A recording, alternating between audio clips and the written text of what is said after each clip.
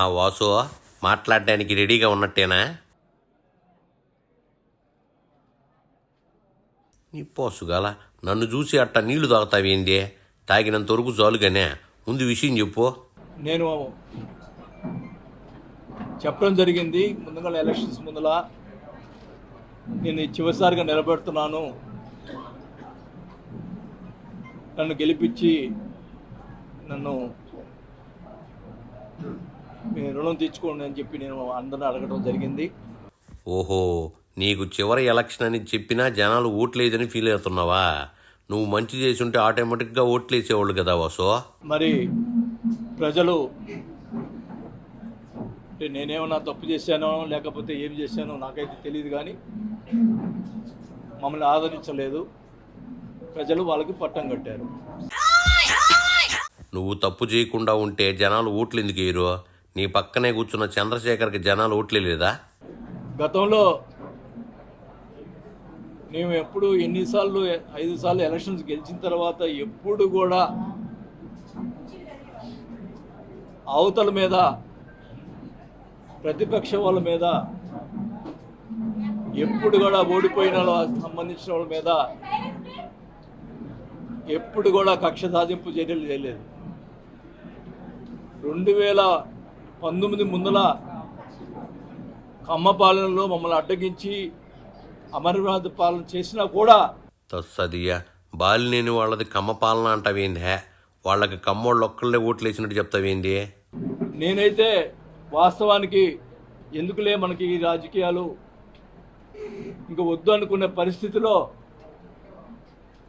మీరే నన్ను మళ్ళా తీసుకొచ్చారు రాజకీయాలకి. ఈ ప్రతిపక్ష వాళ్ళని కూడా ఈ సభాముఖంగా తెలియజేసుకుంటా ఉన్నా. నేను వదిలిపెట్టను ఒంగోలుని.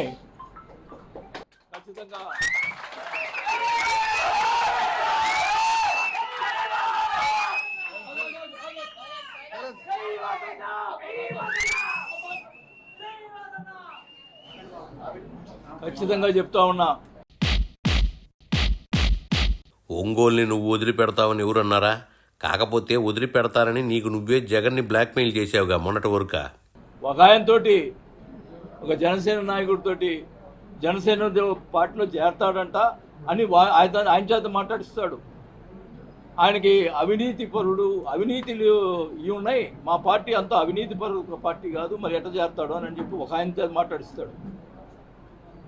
ఉంచుకోనే, నువ్వు ఒక్కడే ఉండి పార్టీని నడుపుకో. నా ఎవడొద్దన్నాడు, మేము వెంబడబడుతున్నాం ఆ పార్టీలో చేరటానికి. గతంలో నువ్వు జనసేనలో చేరడానికేగా బాలినేని పవన్ని పొగడ్తలతో ముంచెత్తిందే. ఓకే, నువ్వు తప్పుడోడివి, నేను తప్పుడోడుగా నేను ఒప్పుకోను, తెలుసు. ఏదున్నారా నోటీసులు ఇచ్చుకో, ఏమేం చేసుకో, అంతేగాని మనుషులను పంపించి అక్కడ ఆ విలాసం దగ్గరికి పంపించి దౌర్జన్యంగా మనుషులు పంపిస్తావా? చెప్పుతావు కొడతా. ఇదిగో బాలినేని, మంత్రిగా చేసి నువ్వు అట్ట బూతులు మాట్లాడొచ్చా? దీన్ని చింత తెచ్చినా పులుపు చావలేదు అంటారు. అనుకుంటున్నారు మీరు? ఏం చేతకాలం అనుకుంటున్నారా? తెగించానంటే ఏం ఎవరికి ఆగదు. అధికారం లేని మీరే తెగిస్తే వాళ్ళు ఎంత తెగించాలో ఆలోచించు. ఈ రకంగా చెడు చేష్టలు చేస్తే ఊరుకునే పరిస్థితి లేదు, గుర్తుపెట్టుకోండి. మా కార్యకర్తల మీద దెబ్బ పడితే నా మీద పడిన దమ్ముంటే నా మీద రా.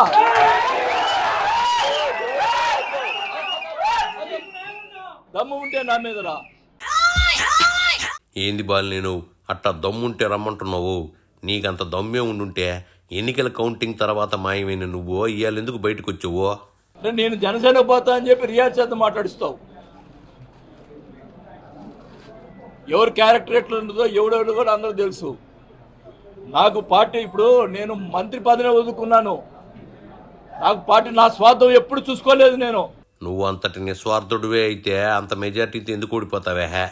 మరి మేము ఏం చేశాము, వాళ్ళు ఏం చేస్తున్నారో అర్థమవుతుంది. కానీ ఒకటే చెప్తున్నా, నీకు అధికారం ఇచ్చారు, మేము చేయగలిగిన పనులు చేశాం. మంచినీటికి సంబంధించి 339 కోట్లు తీసుకొచ్చాం, అంతా రెడీ అయింది, టెండర్ అయింది. దాని నుంచి ఇవయ్యా మంచినీళ్ళు ఇప్పించవయ్యా జనాలకి, ఇచ్చి నీ పని చెయ్యి. నువ్వున్న 5 ఏళ్ళు జనాలకి మంచినీళ్ళు ఇవ్వకుండా దామరచర్లను ఇవ్వమంటావేంది? నేను మటుకి ఆ జిల్లాలో, ప్రకాశం జిల్లాలో వాళ్ళందరినీ కాపాడడానికి నేను నా వంతు నేను కృషి చేస్తా అని చెప్పి కూడా తెలియజేసుకుంటా ఉన్నాం. ఇలాంటి నేను అడుగుతా ఉన్నా, ఇతను కాదు, ఇతను దుర్మార్గుడు ఏమేం చేస్తాడు, చంద్రబాబు గారిని ఆయన అడుగుతా ఉన్నా, అలాగే పవన్ కళ్యాణ్ గారిని అడుగుతా ఉన్నా.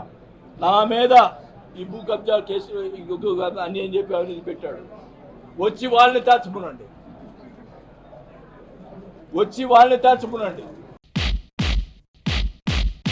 నీ అవినీతిని తేల్చాలని పవను బాబులను కోరుకుంటావేందే? వాళ్ళకి నీలాగా పని పట్టలేదనుకుంటున్నావా ఏందే?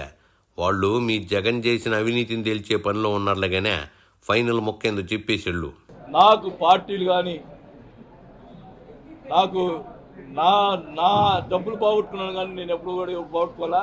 నువ్వు రాజకీయాల్లో సంపాదించని లెక్కే అయితే రాజకీయాల్లోకి వచ్చిన తర్వాత ఇన్ని ఆస్తులు ఎట్టా కూడబెట్టావు?